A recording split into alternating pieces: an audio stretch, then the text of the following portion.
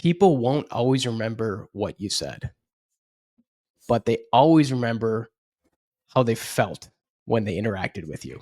And I think that is really important to remember, not only again in both professional and personal lives, but we're talking specifically about the M&A sector.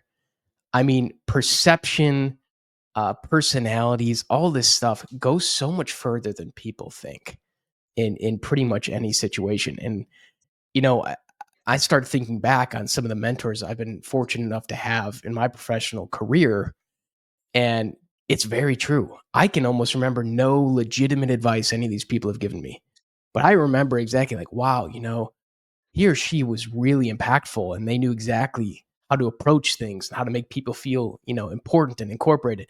So that concept of they don't remember exactly what you say, but they remember how you feel. I think that is just something that it's great advice. I know it's given a lot, but I think it should be given more, honestly. Yeah, that's great.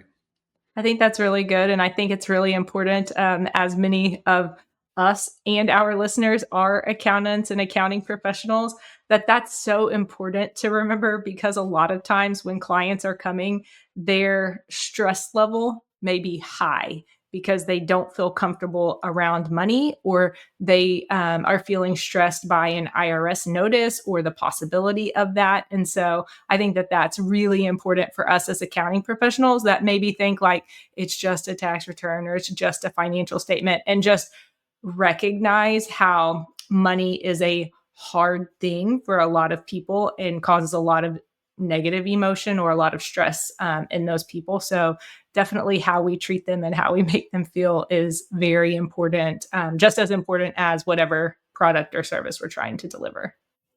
Exactly. I think too many people underestimate just how important the relationship is in the accounting sector, because everyone loves talking about the numbers, firm performance metrics, client calling, client upscaling, billing fees, structures, all this stuff. People forget though, your marquee clients are the ones that you have the best relationships with more often than not. And, that feeds back to, Marcus, your point earlier of a lot of people making noise about the M&A sector right now, not necessarily doing these transactions, looking at it from a very pragmatic view, and just through that one lens. That's a bit of a dangerous perception, I think, especially when we start talking about M&A transactions.